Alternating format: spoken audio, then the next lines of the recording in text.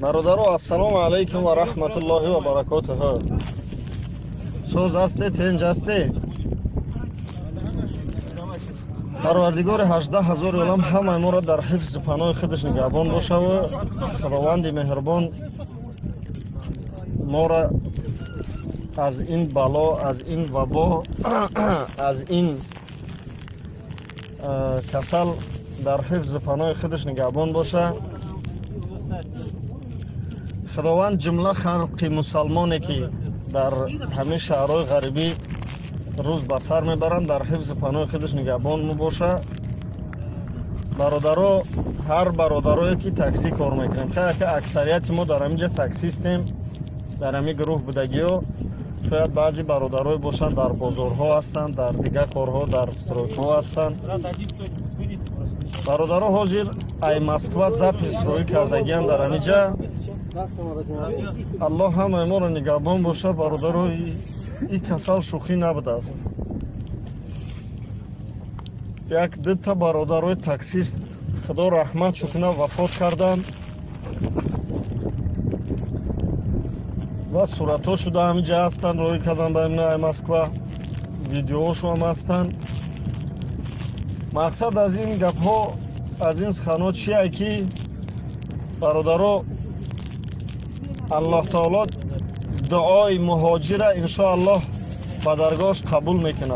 الله تعالی همه دعا را قبول میکنه انشاءالله. خداوند میگه که هر بنده که به سوی من دست برداره انشاءالله که دستش خالی نمیگردونه. لیکن برادرای جون باور کنی حاجی همین بچه‌های مسکو را روی کردن. خدا شاهدم، من تلفن کردم خطیشو مسکو گپ زدم، وضعیتشو بهد بزیبای. دو تا تاکسیستش خدا رحمت شو کنه گذشته است. احتیاط بکنه برادرو، احتیاط. همین اندک مدتی است یک بلا کنه به یگان حالت، به یگان کار دیگه همین وقت بگذرونیم. لیکن برادرها همو مردم مسکو التماس کردن همین گپا رو در هر که جای است برسونه. در حق جمله خلق مهاجر دعا کنه برادرها و در حق او دو تا خدا رحمتی که گذشتگیان در حق اونها هم دعای نیک بکنه که خداوند رحمت کنه و شایسته جنت کنه.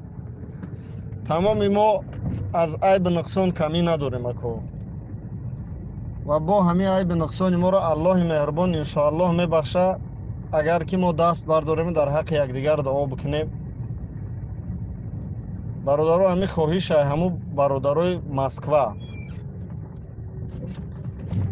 و الحمدلله همه ما مسلمان هستیم، همه ما ایمان به خدا داریم الحمدلله.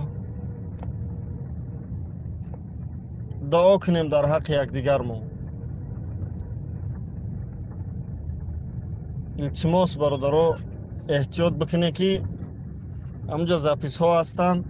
از با من مثال اگه در این برای او برادرها مصیبت های پهن کردنش خیال میکنیم که خوب نیست. فقط خواهش طلب همیه که در حق همین برادرایی که بیماری همین کسلنده هستند دعا بکنی. خلق تاجیک خدمت برادرها، مردم تاجیک هم در مسکو یک تاش 3 تا مگزین داره. بردن شو در بلنسا هیچ کسن شونه میاد، هیچ که نگاه بین شونه میکنه. یک تا دیگرش مزهش گریخت است. خدا رحمتش کنه، جاش جنت کنه. سکار فیراد کردن و من دیدنش گفتن ایتا نیچوا ابیچنی اویروی گریپ میگذره. بای پگاش وضعیتش بزیب شده است. گرفتن بلنساش بردن، اوش هم گذشت از در درون بلنسا در مسکو. حال مردم همونجا دو کیسن که مرده هاشو میتن نمیتن اکیش الله خودش میدونه. التماس برادرها در حق یکدیگر دعا بکنه. ما انشاءالله در شهر مسافرتیم، در مهاجرتیم.